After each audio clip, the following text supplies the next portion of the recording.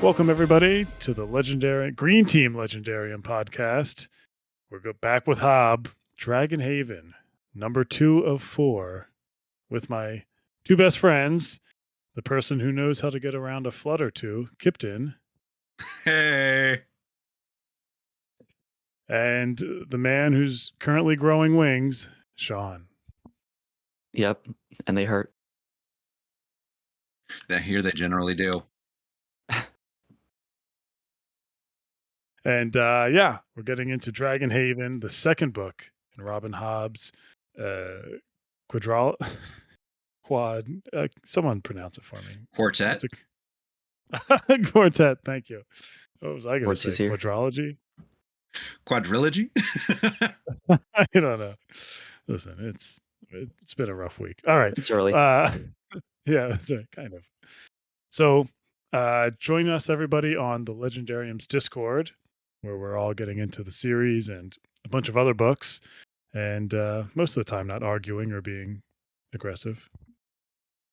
Yeah. Yeah. We're much better behaved than a bunch of keepers up a river. I'd like to say that our members are more mature than some of those keepers, but I'm not going to say that. So Now we're all just pampered Cedrics. We are. Imagine if a bunch of Cedrics settled in Kelsingra. That's what the Discord the is. hypocrisy. Alone. Yeah. So come join us. It's fun. And you can chime in with your thoughts too. But first, let's give our spoiler-free takes on this monumental book. Kip, you finished like 2 hours ago at like 4 a.m. What'd you think? That was not 2 hours ago. I liked it. This is definitely a travelogue as much as it is a normal Hobb book, and I appreciate that because I feel like I'm finally getting landscape out of Hobb. And it is for once continuous landscape, or at least slightly. And that's that little bit of world building that I've kind of always wanted from her, and she's never given me, and it's been fun. Though this is still possibly too long. Oh my goodness. It's like as short as books, right? Still too long. It's one book that got stretched out over 2. It's too long. Yeah, that is true. I mean, it is one book, yeah. Between Dragon Keeper and this one, it's one book. But I still give it like a 4.25 out of 5, I would say. If you're down for the style, and I'm sure that a lot of people are, then there's no downside here for it being a little too long. Yeah. And my heart is not completely wrecked in pieces. So, yay. It is this series in general definitely feels different than the rest of her stuff. It's interesting. I think we mentioned that, but yeah. If this travelogue went like many of her other books go, no one's coming back from this expedition. Yeah. And there will be no further books in this series. At least not on this theme. Maybe on something else. Maybe we can have some lone person surviving in the wilderness, making their way from tree to tree, and then at the very end they make their way back to civilization, a changed person, having gone through the heart of darkness. But this is not that book, so yay. No, it certainly is not. But we've read that other book plenty of times. Yeah. This one, not so much. I think a question, or like I said in the notes, like, is Hobb becoming kinder to her characters? No, I think she's just realizing she wanted more setup. I'm sure she's got more pain to give. It is lighter, though. It's lighter. Though 2 major things happen in this book, which I was not expecting. 2 like pieces of closure that I was like, whoa, we're actually getting finality here, like on this topic. Wow. I think I know at least one of the ones you're referring to. Yeah. Yeah, it's definitely an on the road uh, story, essentially. But Sean, what'd you think? You reread this book for the Yeah. second time? Yep. Second read through, finished yesterday. I did like it still. Uh, as previously mentioned in our Dragon Keeper recording, I originally wasn't huge on Dragon Keeper.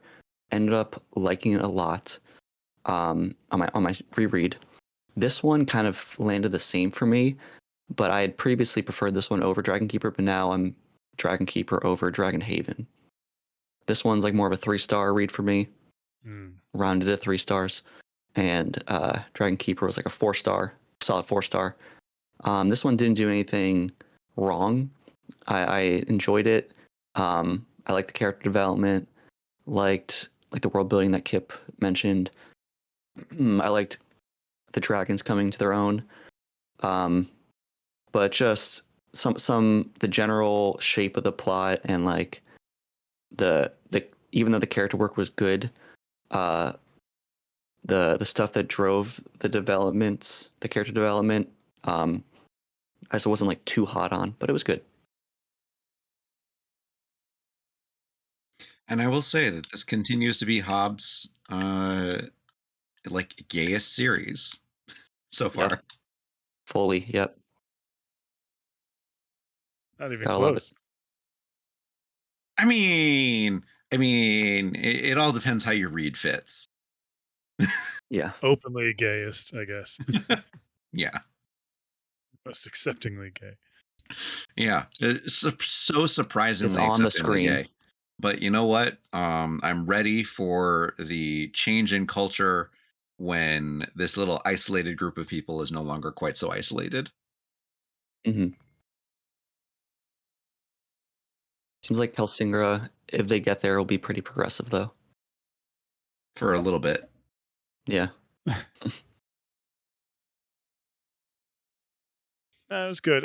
Interesting. You guys kept bringing up the world building. I actually had a little bit of quibbles with it. Like some things I feel like just don't. I don't more know. like setting for me, Uh, I should say. More like setting. Yeah, right. Yeah, the setting's nice. It's just so different from everything else that we've seen and from her book. So that was cool. But yeah, solid entry. I feel the same way you guys do. The ending was. We'll get into it. A little. I don't know if abrupt is the word, but I actually like the ending, but yeah, we'll get into it. The ending seemed like it came at a good place. It took maybe 5% longer than I needed it to. Mm. I'm curious where you trim the 5%. Between when we're being told that something happened and when we're being led up to that thing being told, Yeah. because nothing happened in it. Absolutely nothing happened in it. She just wanted to have the scene both ways, and that's indulgence. Yeah, I got you. I guess we should stop skirting around the subject, though. all right. Let me. I wrote a little bit Oh, yeah, of right. a Recap. Sorry. recap. Yeah. It's not really a recap. I don't know. It's kind of a recap, but so essentially, the gang continues their riverboat adventure. Thymara has to fight off horny boys and emotional dragons while going through body changes. Leftrin and Elise continue their cat and mouse, will they, won't they? Cedric finds a couple new forms of love in this book. Tarman shows his independence or stubbornness. There's devious forces abound too. Greft and Jess are out for their own means, and it doesn't end well for either of them. Pregnancies, birdkeeper weddings, mystery lockets. Oh, yeah, and there's a giant flood that sets everything in motion. Dragon Haven. Nailed it. Great summary. And then they Okay. find Kelsingra. Oh, Yeah. yeah, sorry. Oh, yeah, and Hebe and Rapskull are alive. Dragon Haven. So let's start off pretty much talking about everything. I knew this was in the beginning, but everything before the flood, because like really, this book, the flood is like the biggest hmm mover in this book. I feel like it's like, oh, a flood happens Oh, yeah. and everything gets thrown off loop.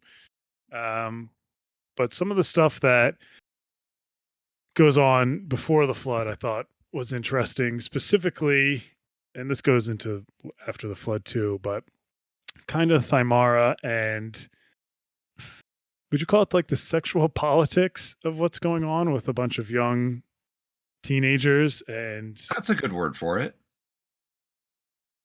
Yeah. Yeah. The groundwork was laid. because there's a lot of drama of her not wanting, pressure of her having to pick like a keeper to be with. And no, pressure for her to have sex with a man, And sex, yes. with a boy. Right. Yeah, I thought that was kind of I was always on edge in this this section with Thymara because specifically, I don't know about you guys, but like a lot of Rob Hobbs books or characters, like there's rape involved. You know what I Mhm. mean? And now Yeah. we have a bunch of horny boys like outnumbering Thymara. I'm like, are we going into the same territory again? I mean, Mhm. there were implicit threats of rape to Thymara throughout the entire book. Yeah. From Greft, kind of Tats too, in a way. And Nortel, Yeah, the guy on the Oh yeah. tree branch. Yeah, Yeah, yeah, yeah. yeah. Ugh. Like Tass wasn't a threat of rape, but it was a threat of like ownership. Yeah. yeah. But the reason this all gets started is because Thymara sees Greft and Churd having sex. She's Right. like, watching them through the foliage or, from the tree branches, like mostly just kind of like trying to figure out what's going on. And then by the time she fully processes it, she gets caught. Spirals a bit Yeah, from there. voyeuristic. Yeah. um, and then, yeah, there's that kind of sparking a bit of her character work in this book. And then, yeah, a lot of external pressure that is throughout the whole book. And there's so much pressure, at least on me, from myself, to view Thymara as some sort of neurodivergent archetype, Yeah, and I've thought that a bit. to view her uh, understanding of social rules as imitative and analytic, Hmm. rather than intuitive, Hmm. or at least rather than entirely intuitive and assumed. Um, and so watching her watch someone else have sex was an interesting perspective to put into that character. Um, Yeah, I like that because point. she really has so little knowledge Mm. of the act. She's avoided thinking about it for so long that it's she's desperate for it. She's desperate for more knowledge about sex, and eventually she finally gets a fantastic talking to by Bellin, which validates a lot of Hmm. her factual knowledge, which everyone else had been dismissing the Her factual pragmatism. realities. Yeah, Yeah, that was very satisfying. really nice to get that from an authoritative woman. Hmm. Thymara is that way because she kind of came from a background and a worldview of like these are the Poverty. rules that need to be. Yeah. Yes. I mean, so that might be the answer to my question, but that probably is the answer to my question because I was going to say she very much wants to follow the rules, um, but my question was like, that's why she acts the way she does on this journey a lot of the time. But why does she want to follow the rules so strictly? And the answer to that is probably poverty, right? You think it's the best reason? Um, Like I'm trying to like fully shape her character, and you have to go kind of like a step behind the poverty following the rules. is perhaps why she's so pragmatic. Hmm. Um, Yeah. but I think that one of the reasons that she wants to follow the rules is, well, she kind of brings up the idea of Chesterton's fence a bit. What Don't is mess that? with the rule until you know why it was put in place in the first place. Oh yeah, yeah. Whether she's actively thinking that way or not. Yeah, that's No, where her head's at. she's actively, she comes to that realization, Mm-hmm. or to that conclusion, thought process about halfway through the book. She does. Yep, you're right. Yeah. And um but I think that a lot of why she wants to follow the rules is because that's how she's stayed safe, Yeah, as an outcast and as someone in poverty. It definitely, there's some intersectionality there, but uh that's just how she views the world. People follow but she rules. Things make sense. but she wouldn't be alive if people follow the rules all the time. Well, what's the rule? Do parents get to decide when their children live or die? Is that the rule? Or is it Maybe that's you the got to rule. bow to societal pressure to kill your babies if they have claws? She's based off of her dad not following the rules. So it is. Yeah. So she's always been very interested in when is it actually okay to not follow rules? What are the real rules? And Hobb writes it that way too, where it's like even when she's seeing, like, obviously these people have sex, like she gets excited and she, like, there's a heat that goes to her face and like she feels bad about it, but that she likes seeing Yeah. this Hmm. stuff. So I feel like Hobbs kind of, I don't know. I like the way she writes this, that it's kind of both sides until, especially, and it eventually leads up to, like you said, with Bellin, where it's like, oh, there's like a reason why a lot of these rules are in place. I mean, you don't need to put any neurodivergence onto Thymara in order for her character or motivations or actions to make sense. You don't. Hmm. All you need to put there is youth, and that's that, and that's there. Yep. But like, let's go back to the days when you first saw pornography. Were you interested? Did you know you shouldn't be looking at it? Basically. I plead the fifth. Yetti, of course, waited until he was 21. But yeah, and it's like also that, like, she tapped into that feeling of when you're like that age, and if you're not having, sorry, my stepdaughter's around. SEX. And but like she just walked in. But like if, like, when you hear your friends talking about it. The thing that made me feel pity, but also it's not hatred. That's the wrong word. But for Jerd, when she was talking about sex with Rapscal and how he laughed and was exuberant during it, Hmm. um, I'm sorry, Jerd, you're missing the best kind of sex. That's true. Yeah, I would like some Jared POV. You're missing out on like honest enthusiasm, Yeah. because you don't like this guy's laugh or his voice or him, but somehow you're still letting him have sex with you because I feel pity for Jerd. That's what I feel for Jerd. Pity. Hmm.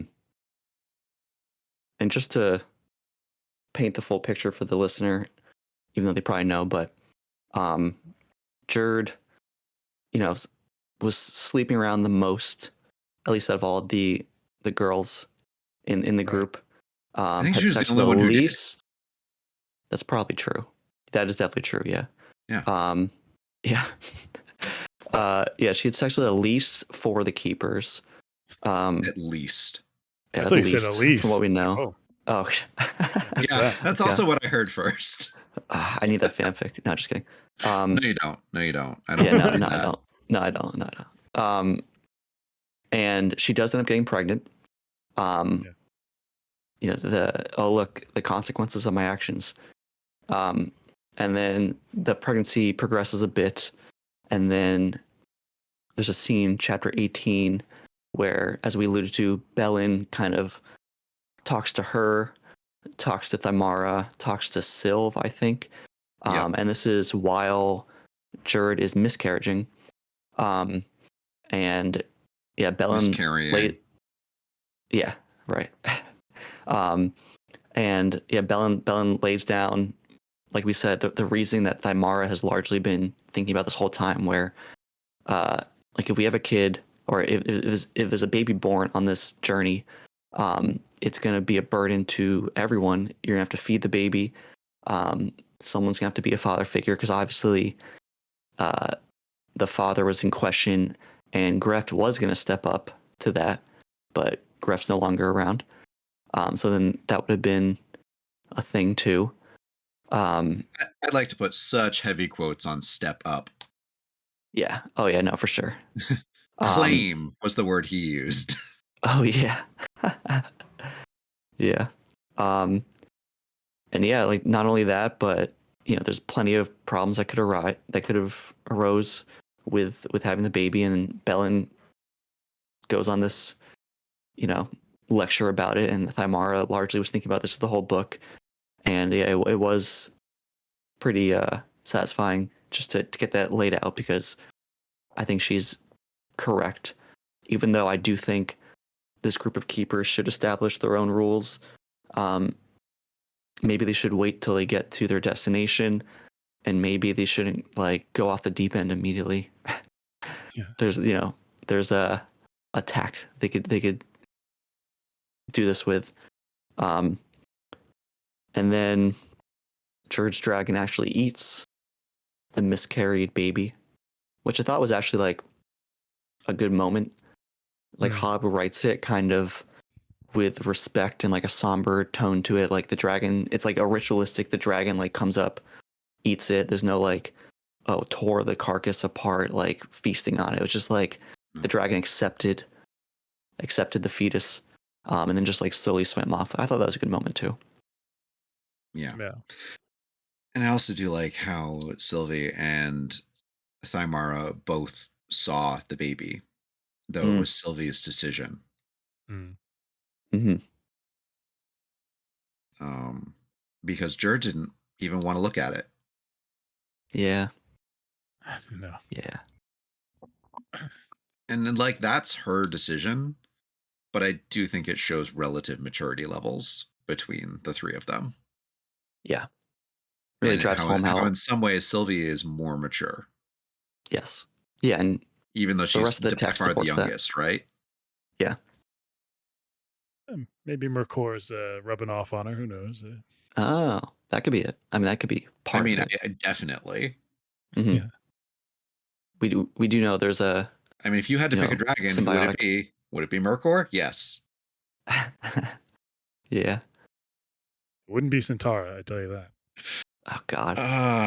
Yeah. No. That basically covers Thymara's character though for like this book, right? Like we kind of nailed it. Very much looking forward to Hebe though. Yeah. More Hebe. Flying Hebe. Yeah, I mean that's really everything Thymara goes through. I mean, there's an extra special thing, or not special, but with Tats, where it's like, oh, your old friend, but no, he's kind of being like pushy about sex and like his insecurities about her not wanting to just get with him right away. And why won't you just have sex with me? You probably won't get pregnant. Tats was less than the epitome of tact and restraint and sympathy. This book. Mm-hmm. Yeah.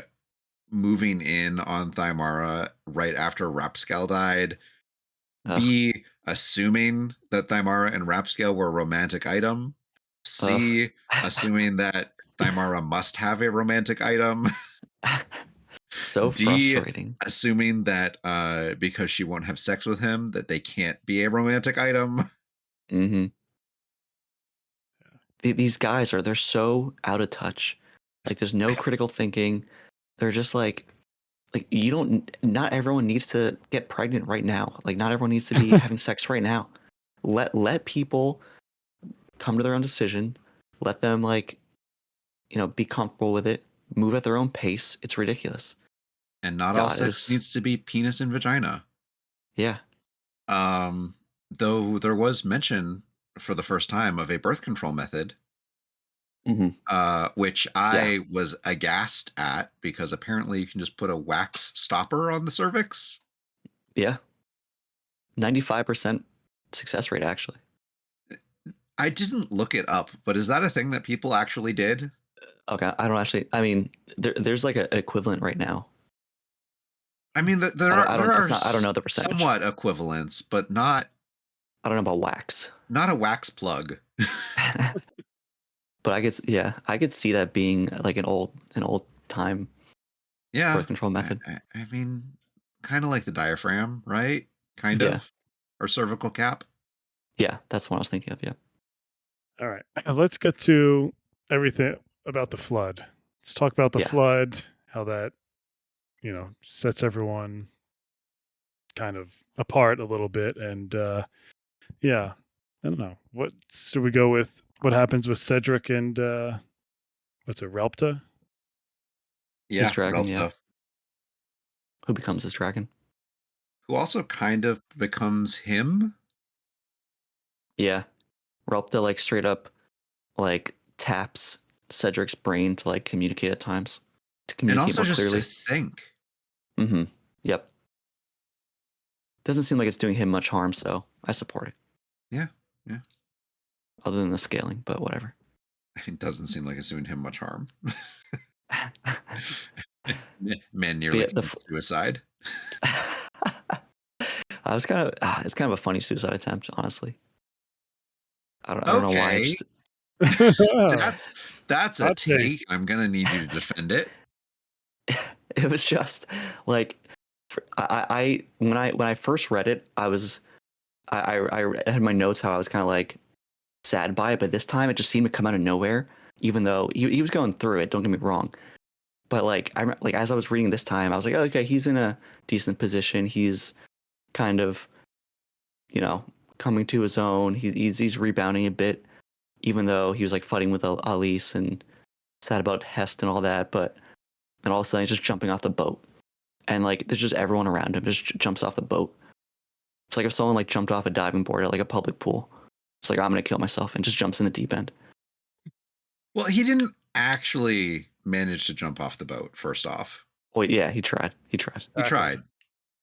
Yeah, he got tackled by Carson. And like it's very much like Michael Scott coded, like at the top of the office building. I have no idea what you're talking about. You ever watched The Other than The Office? Office, I have not. don't. No, I can't get past that cringe. Okay. Yetti, you know what scene I'm referring to? Yeah, I know you're talking about. It's just very Michael Scott coded. That's like how I was reading this time. I was like, this is kind of funny. Okay. What about now that we're on it, the quote from Carson when he's like, "If you've changed your mind about killing yourself, I've thought of something else you could do tonight." I mean, good Yeah. lord. What a transition. What a I line. mean, That's a tough quote from Hobb. they call it the little death, right? Nice. See, it's all funny. We can laugh.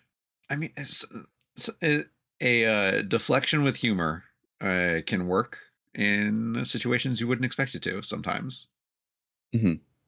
But I do think Carson is the right person to be making that joke. Yeah, Carson could do no wrong. It's a perfect person. Perfect person. Am I wrong? I mean, the way that Carson was written in this did have me wondering, okay, what rivers are there up in northern Maine that I could go get lost in? Right. It seemed like this dreamboat, like a romance Yeah. novel. Where can I find a wildlife hunter? For Cedric, I mean, he was essentially one of the villains of the first book. And did you feel like his arc was, kind of turning around, more sympathetic? I did not call him a villain of the first book. It was very clear that Hest was the villain of the first book. And Cedric was just in his orbit, and just almost as much as Elise was. Yeah, but he was like the gaslighting he did to Elise, and still in this book is like brutal. The He blamed her for coercion everything he was doing. that Hest put on him just so thoroughly warped him. I'm with Kip here. There's even the scene towards the end of the book when Cedric and Alice are talking and like making amends a bit, where like they kind of allude to it, but the subtext and kind of Hobbs narration of it is like, yeah, these are just two people that are victims of the same treatment, and it warped them in these ways. Like they're mirrors of each other. I think it's Alice actually in her POV. She talks about how like she says something relating like what She does. Hest, Yep. yeah, what Hest has done to her and how he has treated her, and like how she can see that on Cedric. So yeah, she does. Elise is a saint. yes. Yeah. Handled that way better than I ever would. Yeah. There are very few moments in this book where I'm like, Elise, do better. And the only one that really sticks out to me is when she found the locket and was like, I have no explanation for this other than he must be holding on to it for me, and I have failed as a wife. That was and I'm so like, funny. oh. At least I didn't linger till like book 4. No, I'm very glad that didn't linger till book 4. If that had lingered till book 4, I would be very different about these books. Exactly. No. Character growth and change has come very rapidly, quickly. The miscommunication tropes have been kept to a minimum and resolved generally in the book that they're brought up in. Gotta love it. Gotta love that. Got to love that. And speaking of miscommunication or hidden communication, Detozi and Eric, when Detozi dropped that she was a woman, I was like, oh my God. I love their arc so much. And didn't just drop that she was a woman, dropped that her parents wanted her to get married. So good. Yeah. And it really made me understand why she flew off the handle when their missives were threatened. Yeah. It was some sly work on both of them in those messages. Yeah, they hit different now. I know. What about Elise and Leftrin finally boning and coming together? Talk about love. I mean, I'm worried for how Hest is going to have used his position to change their legal situation when they get back in touch with wider society. But about time. She doesn't care. She does not care about what's waiting back for her in Bingtown. She can leave her entire inheritance, all of her assets, all of her scrolls. Doesn't matter. She's rediscovering Kelsingra with the dragons. She is a paid member of this expedition. She's collecting wages currently. Of course, whether or not the Traders Council will recognize those debts is something that gets brought up in the Birdkeeper missives. Oh, yeah. Only by implication, because apparently the Bingtown traders won't repair the main market street, but they're planning an expansion of the concourse. So self-centeredness on both sides of the trader councils. But Elise, at the very least, seems like she can survive independently. And if she can't, Leftrin will absolutely support her. And he'll kill for her. I mean, prove that with Jess trying to. But I love all this for Alice. It's a much better life. It's such a better life. She's rolling up her sleeves, throwing away her hats, rehemming her garments, sharing them out with all of the other keepers, and doing her best Jane from Tarzan impersonation. It's lovely. Yeah. It's like, I was wondering if Hobb was trying to say, like with Cedric and Elise, that they're better people the farther away they get from society. Farther away they get from Hest and abuse and manipulation, perhaps. She is a field scholar. She is doing her Lady Trent. She is doing the best she can. It's awesome. But even like society is like, even Hest and Cedric, I feel like they had to kind of hide their relationship. Whereas here, like Carson, like no one cares about homosexuality on the boat. I mean, they're still supposedly hiding it. Is Carson and Cedric hiding it? I don't know. I guess supposedly. Just like Lecter and Davy are hiding it. supposedly. Just seems more accepted that Carson wasn't. I guess because he's gay, but didn't like Leftrin didn't care. I think the idea, it's not so much the gayness that they're hiding so much as the sex. Mm. I don't remember any specific in-text quotes saying that they're hiding either, but maybe they are. I mean, I assume they're not doing it on the deck of Tarman. Oh yeah. But they're not like if someone asked, I don't know. I don't think they would say no. No one else has private rooms. Like, I think they did it on like a it's beachfront once. It's just Elise, Cedric. And it doesn't seem like a weight on Cedric as it was before. This yearning to live his life that with Yeah, no. Hess, obviously. His like, Cedric does not think about the struggle of keeping himself in the closet at all. Right. Mm-hmm. Which is pretty great. They're out on vacation. They're doing their thing remote from civilization, and I do kind of fear what's going to happen to everybody when they get back in contact and they go back to Treyhog or Bingtown, heaven forfend, Mm-hmm. for Elise. But We'll have to see. I don't think, like Tarman, they ever have to leave the Rainwild River ever again. Yeah, I mean, if they can settle in Kelsingra, if they can sustain themselves. I mean, Leftrin mentioned having to go get supplies, but yeah, so they just have to there will be a journey back.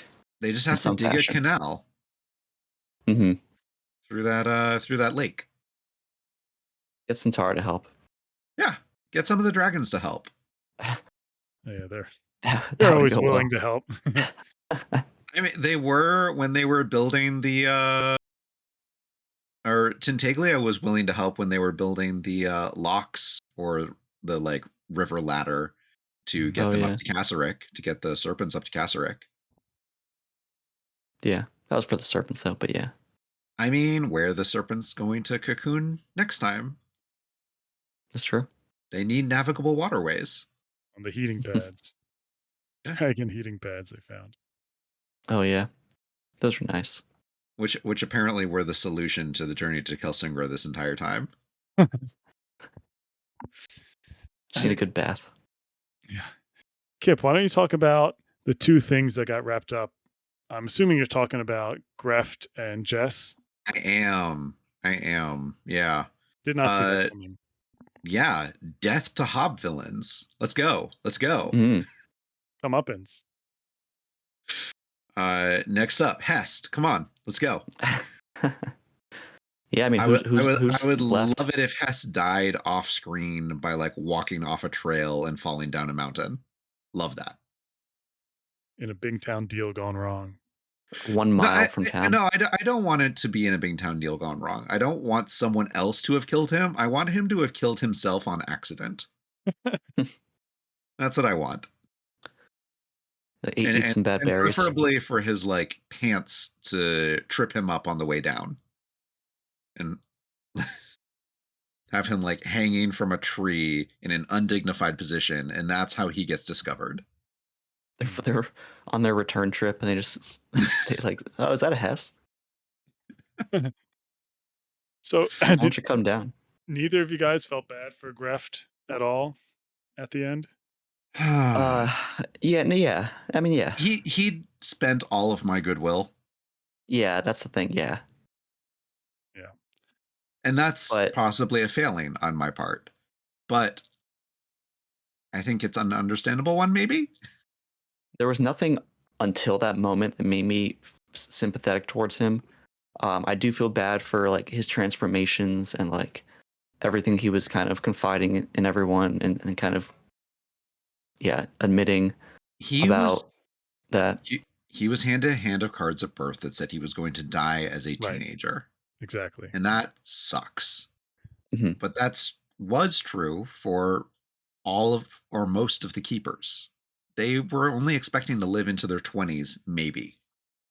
Yeah, no other keeper is demanding blood from their dragon. Just like chill. Just like if he wasn't rushing every aspect of this, he would have eventually been able to get dragon blood, probably.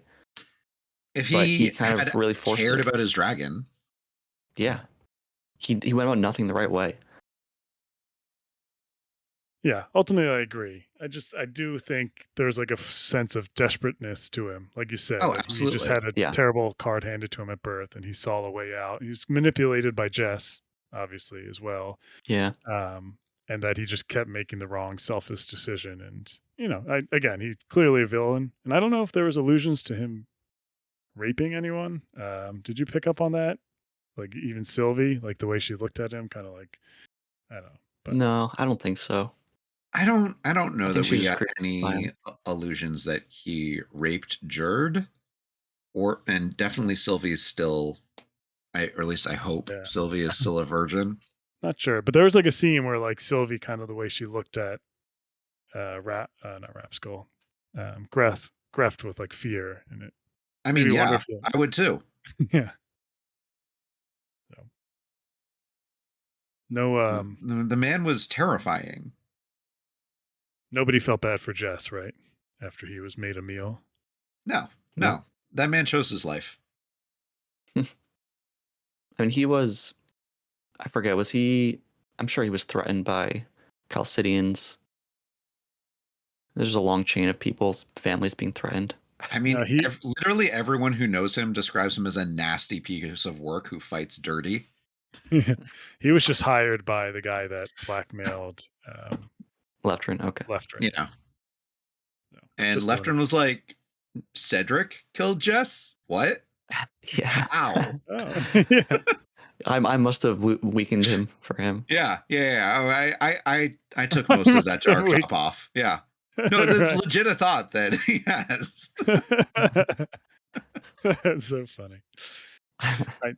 It is interesting. Leftrin has a bit of fits in him where it's like rather than like someone find out about a secret of him, he'll murder or just or just go a hard do like something wilder. He's like, I'd rather kill Jess than let Elise know that there's anything. It's a Yeah. practical plan. Leftrin is a practical man. So Kip alluded to before how there's communication in this book, like clear communication. There's no lack of communication trope where characters aren't telling each other things. And Kip was talking about the locket, but another example of that is with Leftrin kind of coming clean about his situation, with him being solicited by the Chalcidian merchants, and Alice was receptive toward it. He told the whole truth. So there's just another example of clear communication there. After all that, like coming clean to communication, people are open to who they love. I was like, where is this series going to go after this book? What? Yeah. And McCaffrey. Like everything. Dragon Riders of the Rain Wilds. There's no secrets. There's people found their loves. I guess Hess is lurking, but they found Kilsingra. I'm like, what? 2 more books? What? Hey, Yeah. we haven't dug up that well yet of silver, whatever it does. Yeah. We haven't gone into the map room yet. We haven't met Fitz having a vacation in the map room. Yeah, like a after image. Well, we can probably say that towards the end, but I was curious about how Kip would predict the rest of the books to go. Because, I mean, you can't have a book of them just, if anyone could do it, Hawk would do it, but you can't have a book of them just walking around a city, just like, oh, what's in this building? No. You don't understand Hobb. You don't understand the brilliance of Hobb. You see, the next book, obviously, is going to skip the exploration of Kilsingra. That's going to be explained via flashback in book 4. In one chapter. The next book is going to be entirely a travelogue back to Treyhog. Oh my Tracing god. the route. They just went up, back down. Gotta go back. Ugh. Gosh. But this time, it's going to rain the entire time. Should we talk about, I think this book is obviously about change, how societal norms change, your love life changes, but also like physical changes and what the keepers were going through with the being close to the dragons. And it kind of culminates in Timara having her own set of dragon wings, and yeah, Also, they all got fit. it's sexy. They've all been canoeing and bushwhacking and Yeah. carving wood. They all got fit on this journey. It's a bunch of buff keepers arriving at Kelsingra, The sex Yeah, is they're going gonna to be happen at this point. yeah. and It's like they're when all on the Olympians get together. Right. Yeah. yeah. Greft's idea that they were going to found a functioning society with 3, maybe 4 women. It's rough. Tough pickings for them. Dude, that is Wow. not a sufficient gene pool. Not even given their problem. Sorry, not even given their problems with gestation. Right. Yeah. Like it's just baseline human. No, that's not enough people. Yeah. And like, why rush it? Why rush it? Get there He's, first. he's Jesus. horny. He didn't We need all care. these right now. He didn't actually care about getting to Kelsingra and forming a new society. He was going to dip out with the dragon body parts and get rich. Yeah. Yeah, exactly. So it's like, why do you care about these structures you're trying to put into place and all these, Because he playing Cupid if controlling you're just man. gonna exactly, he yeah, he just wants control. That's think why he I don't care about him. pivoted. I think he pivoted to that after Jess kind of got to him. Because Jess said, "Wow, we're not making. There is no such thing as Kilsing." And then he's like, "Oh, then You I'll might be make a right. buck by stealing this." Mhm. But yeah, I mean, he was definitely either way out for selfish reasons. I think Jess exacerbated both issues there. Mhm. Leftrin should never let him on. He thought about it. Yeah. But he thought If- Carson was the guy. If only Leftrin had a dragon that could eat people.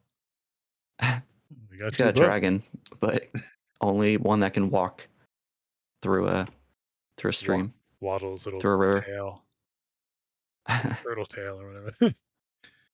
Tarman was very cute, but you guys definitely spoiled that Tarman had legs. Yeah. No, I we couldn't do. remember. You I couldn't absolutely remember. both spoiled that Tarman had legs. Yeah, out of all the spoilers, I think the best. I was like, well, maybe I'm too in love with the idea of hydrodynamic hulls. So but I should have known better than to expect a Hobb book to go into the details of how by movement of like shaped panels across the bottom of a barge, you could actually go upriver. No, that was silly of me to even Yes. entertain that idea. It was silly. But in a Kip book, that could happen. And Yeah. it would happen. Listen, so, do you guys think since we're at Kelsingra, do you think the journey to get there was too easy? They only lost one person. There wasn't really. They lost 3. They lost 3 people. All right. Well, during the flood, they lost one person. Then Greft, and then Jess. All right. The flood was a little unbelievable. More people would have died. Yeah. I mean, yeah. Some people were like, Most people's dragons did not save them.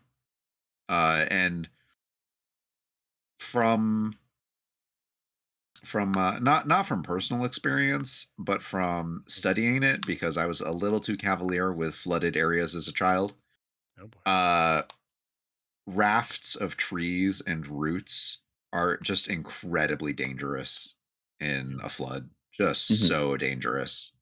Right. People get stuck under them and you drown. And it doesn't take very long. And no one was really separated that long. I mean, for the most part, most people found each other pretty quickly.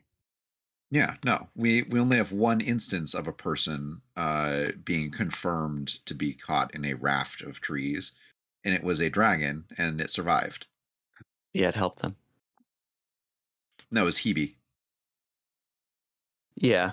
Oh. Sorry, I thought you were talking about Relpta, but that was more so they made a raft for Relpta, Yeah, not really. Yeah, no. Yeah, I do think you have a point that maybe Even just the journey was trees, too like easy. dipping down into water from above, or like fallen trees in a river, are incredibly dangerous things for kayakers. I know that from personal experience. Mm. Mhm. Um, And so a massive flood on an acid river Yeah. with trees all over the place flying by. No, Yeah. more people And should have died, and they also kept like but there a wasn't couple. enough. There weren't enough people in this expedition to have a realistic number of deaths and still have the rest of this book. Right.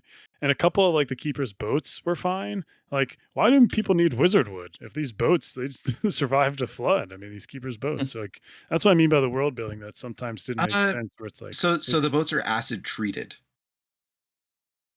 so what they Like like little by they little they put like resin and epoxy on it, and as long as you keep that up, that's what degrades first. okay.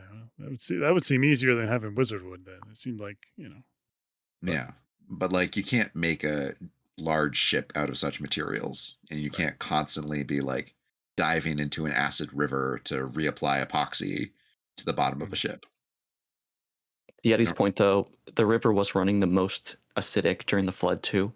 yeah, You think that would, maybe accelerate it a Or good even amount, but like losing is that many hunters. I know people are a hunter and like there's just it just like I can understand it feeling easy. There's no real hardships about food. It really felt like for this thing. I mean, and there was yeah, also no real long-term scarring.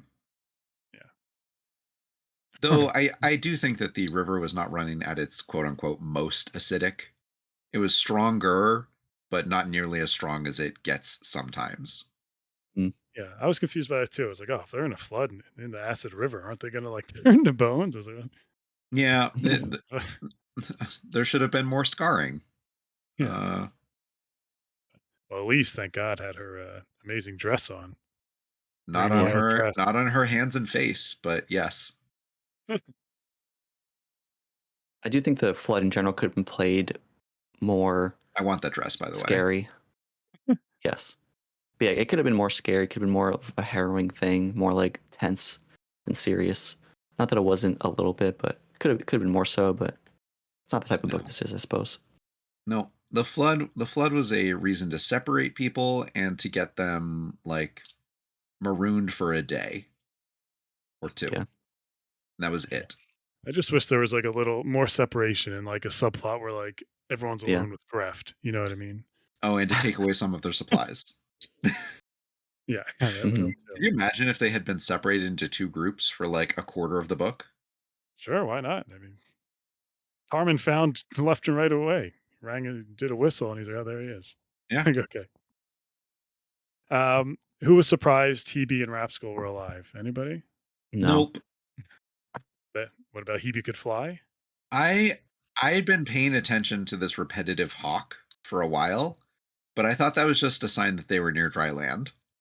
Yeah, I did not call. I knew that Hebe was going to fly. I didn't know when it was going to happen. I did kind of think they were that Hebe was going to be waiting at Kilsungra for them, though. Hmm. It was funny when he was like in the air and Rapskull's yelling down to them, just like, "Oh man, if you guys could fly, it'd be a lot easier. It's a shame you guys can't fly. Like it's right there." Look, that got Sintara to flies. Yeah. Yeah, that's how the book ends. Outraged. She was Insulted. outraged. Sometimes that's what's needed to kick you into gear. I thought the 1-2 punch of Centaura flying and the Totosi and Eric marriage drop, like that 1-2 punch being the Mhm. end, was like a really nice way to end it, in my opinion. Yeah, I like that ending. Why didn't you like the ending, Kip? I like that too. I didn't like the ending because we get Elise questioning Rapscal about like how they found Kelsingra, and then we get the start of that. Then we go back in time. Then we have Elise discovering Kelsingra, and then we go forward in time again, and we're back to Rapscal talking about how they discovered Kelsingra, but no real description takes place other than a quick little summary. And it felt But she hasn't actually gone there yet, no. like either of the scenes. Yeah, because the first scene is like she's looking at Kelsinger across the banks of the river. She's looking at the ruins. Yeah. She'd gotten there. and then we go back in time and we do it all over again. And then I don't know. It Oh, felt like a delay for no reason to do a scene twice. I thought she was just looking at it from afar and that she was going to get flown over on Hebe. He's like, yeah, Hebe will fly you over. At like 95%, that's kind of what happens, yeah. But at 90%, she's like, now I need you to tell me, Rapscal, exactly how you found this place and what you've been doing. And I think it just could have all been done in order and really not taken more than a couple pages. Yeah, Probably that's fair. We instead got like the last little bit of their journey between meeting Rapscal and getting to Kelsingra, and there was no narrative tension, and that's fine. It wasn't. We're at the last 10% of this book. Whatever. Oh, yeah. You asked before, like, do you think the journey was too easy? I also wanted to make the quick point that, like, Yeah. only Tarman could have done this. So that's something.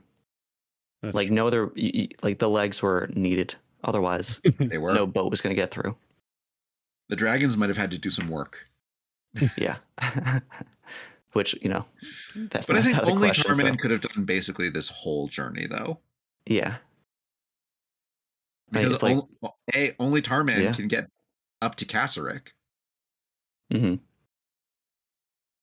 But now there's a new challenge for Tarman.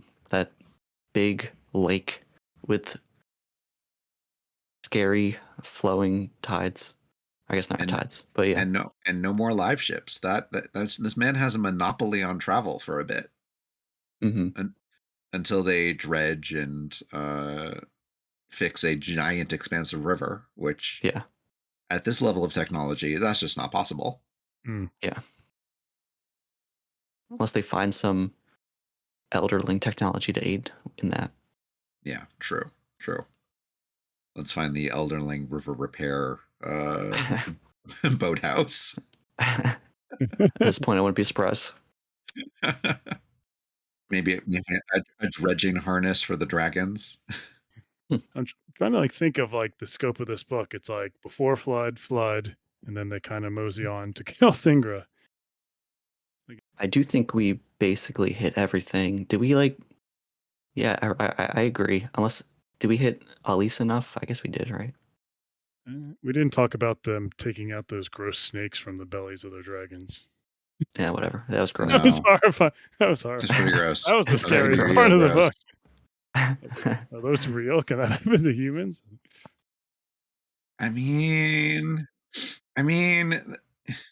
I don't even want to bring it up, but have you heard of the penis fish? Oh god, yeah. Oh, stop. Yep. But yeah, was it honestly?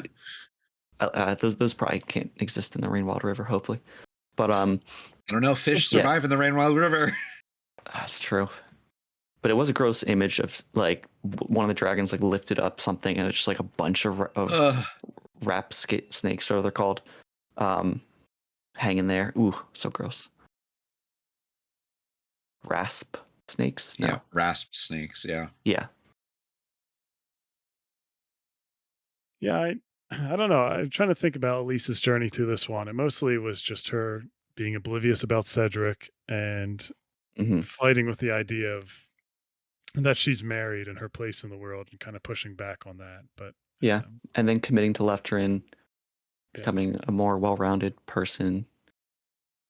And more like Althea. I think that was like a big Yeah. moment for her when she saw Althea in the last book and like, oh, that's a life someone can live. Like, Yeah. She was like, I can't Good point. blame my birth anymore. right. When this other Bingtown lady seems to have found such independence on the river, on Mhm. the sea. Yeah, where else is there for her to go? I mean, it's all she's found her man. And also, I mean, Hest will try his best to convince them Ugh. otherwise, but she does have not proof, but Right. Cedric was like, yeah, Hest has been unfaithful, so that's an out if they Broken can. contract. Yeah. So she doesn't need to feel any guilt now. She's fully free. How did you feel about the two completely separate disavowals of Elise and Cedric by Hest, posted for all in the Traders Concourses? Oh wow. Yeah. So he disavowed them as if they're not part of. Well, he said he would no longer pay for Oh, any debts right. incurred by them, Yeah. Right. and also referred to her as Elise Kincairn and not Elise Finbach. I think he's made his point. Real piece of Yeah. work. And how did I really actually appreciated Sophie's bestowal of a letter of credit for Elise and Cedric. Yeah, I forgot about that. Good point. Yeah, some distaff backup. Yeah. All right. Well, it's up All to you, right. Kip, to have predictions. I mean, Yeah. Hit us. Ooh, predictions. so they're at Kelsingra. They can fly. Or some one of them can. Two. 1.5. Yeah. Oh yeah. I think they're gonna find that well of silver and use it to heal the dragons. I think that Thymara's wings are going to become functional. Mhm. Or at the very least, she'll be able to glide. Mhm. Flying squirrel. Yeah. I mean, gliding is a very different prospect when you have a powered dragon that can bring you up high. Ooh, true. And also she does her tree hunting thing, so that would help there too. Yeah. Uh, Look, she's gonna. I really hope that her wings turn out to be more than just decorative. Yeah. I can't imagine Thymara, this amazing practical character, with only decorative wings. Mhm. It was funny when she was like, "All right, Centaur, like you're gonna give me these wings. I'm gonna be able to use them for something. And they're gonna be sticking on my back the rest of my life." Yeah. Yeah. Um, I think that the gestational difficulties might be Mm. overcome slightly with dragon help. Yeah. Guided changes in the fetus, perhaps. And I think that maybe Malta's problems is that Tentaglia is terrible. And I think finally someone might learn how to tie a dragon to promises with their true name. Maybe. Yeah. Someone might remember that bit. What about now that Cedric is an outdoorsman? Will he grow a beard? Uh I don't know if he can anymore. Oh, that's true with the scaling. Yeah. Yeah. And that was cool too. Talking about that um, when he found out he was scaling, and it seems like the Elderlings are returning. They're all kind of being changed, and the idea of like people panicking when their body changes, whether it's Cedric or Thymara with the wings. Throwing body dysmorphia onto the issues that these characters is experiencing and making that the trigger for suicide was a very believable thing that Hobb did. Right. Agreed. Cedric was in a really dark place. Yeah. That was like the Uh nail in yeah. the coffin. So no pun intended. Um what else is going to happen? Spit hurts someone seriously. Mm. It's got a temper, that one. Yeah, a temper and not the best aim. Uh Leftrin has to kill someone. Hest shows up. Are those connected? No, Hest can't die until the final book. Yeah. If he dies earlier than that, the series just doesn't have the same narrative tension. I'm sorry. Hmm. Yeah. Yeah. He's the on the mantle, like always ready to show up. Yeah, yeah. Um, Any previous Realm of the Elderling characters going to show up again? I want to say that Fitz is going to show up, but I don't think he is. Hmm. Um, really hoping for more Althea and Brashen, Hold the Brashen. but huh. I mean, I'd love Amber, Yeah. Yeah. but She up to? Amber might be done with. Right. They Uh, do. They do deserve to come to Kelsingra if they get there. it'd be interesting if Ronica showed up. Oh. Oh, Wasn't Verity in Kelsingra in the first book? Did we talk about this in the first trilogy? I don't. Was he? I thought that was Kelsingra. Is that where he went to? No, because I thought there's. that was somewhere different. Okay. I mean, Fitz. Gosh, it's been so When long. I don't Fitz think there was such a giant river. Fitz has like a vision there when he's like sees the rooster crown or whatever. But Yeah. Right. I think it's a different yeah, Elderling city that had Girl with Dragon. All right. yeah. We'll let the listeners decide. Higher in the mountains. Yeah. But yeah, also arable land for the Rainwilds. Yeah. Maybe they no longer feel like they need to sell any of their stuff to Bingtown, Yeah. They've turned into grass and actually livable. even though they already seemed like they were taking a giant amount of money from Bingtown. Like live ships, the amount that the Vestrit family was paying for that live ship was insane, right? Yes. Different times. Yeah. Yeah, but the live ship debts go on forever. Like they go on for like over a century. There's no reason for the Rainwilds to be poor.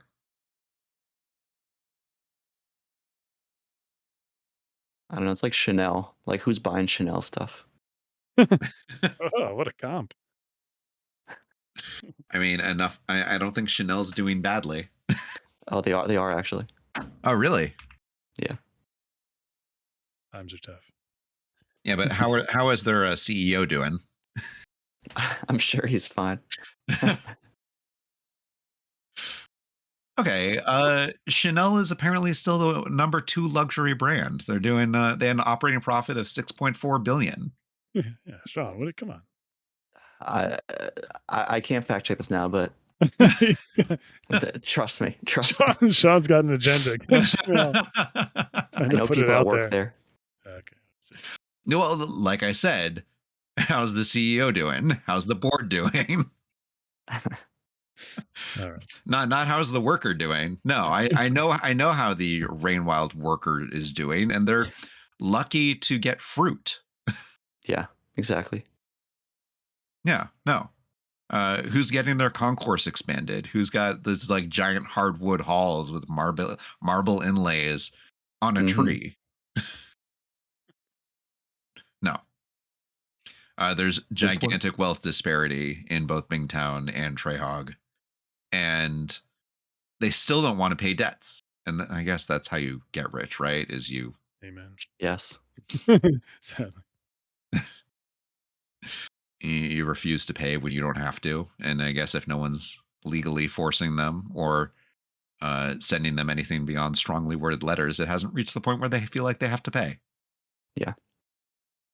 Oh, that's what I want. I want revolution in Treyhog and Bingtown. I want Wow. dramatic social upheaval. Well, aren't they already all mixed, right? You have the slave people there, the 3 ship people there. I want an exodus of their working class to Kelsingra. I want Rainwild society to decide that the way that they have been living is insufficient and their leadership has not brought them sufficient alternatives. And so they're going to go to where there is arable land and they are going to make a better life. Maybe that's where this is all going. Look at you, looking at the big picture. Look, Hobb has never brought me that before in realization. It's also I don't know if it's going to happen, but Correct. that's what I want. Sean and I know what's going to happen, so. And would you move Yeah. away from the acid river? Would you be like, this is the life I know? Well, they even said that, like, when they were traveling up, they're like, "I'm not going back. What's back there for me?" Like, or Gref's Yeah. family, but Well, they were outcasts anyways. yeah, it's true. They were viewed as barely human and people who should have been dead. So, yeah, what was left back from them? A mother who agreed that you should have been dead? The true villain. I mean, the only good. Oh, I want the dad to move. I want the dad to move up. Yeah, bring him in. Yeah. I guess. Be like, my daughter, you have saved our people and my way of life, and I will follow you wherever you go. That's what I want. That'd be nice. Yeah, that'd be great. I'll take that. There you go. All right, let's cut it off there. And yeah, we'll come back for geez, I didn't look up what's the third dragon book. City of Dragons. That's right. We'll probably take a little bit of a break. Sean and I will be diving back into the Dandelion Dynasty. That we are. Kip will be Have reading fun. seven other books. Series probably. I am, let's see, I'm rereading Dungeon Crawler Carl. I'm rereading the Vorkosigan Saga. Nice. I am going to be doing City of Dragons. I am rereading, no, I'm reading for the first time Inversions in the Culture, because we're going to get that done. And another reading for the first time, Splinter of the Mind's Eye, the first expanded universe Star Wars novel. Cool. The terrible one. Did you guys like vote on which next Star Wars book to read? Yeah, we briefly discuss it at the end of our last Star Wars Okay. book discussion. We're like, okay, is it time for the bad one? I guess it's time for the bad one. Nice. Yeah, and then we can finally make our way towards some of the ones that I think are much better versions of the Star Wars universe. I'm very excited to get to the Corellian Crisis trilogy specifically. All right. There you go. Oh. I don't know what that is, but cool. No, I can feel the intensity. And I'm also reading Bobiverse and the Chronicles of Old Guy, both self-replicating cybernetic machines. You lost me at sci-fi. Thank you. Oh, come on, give me my interstellar von Neumann sci-fi. I love it. Oh, Interstellar. All right. All right. Well, again, come join us on the Legendarium's Discord. Thanks to Craig for letting us do this. Thanks to Horizon Brave for starting it. Our music is Galactic Damages by Jingle Punks. And for Sean and Kip, I'm Yetti Beats. We'll see you for City of Dragons. Bye. See you.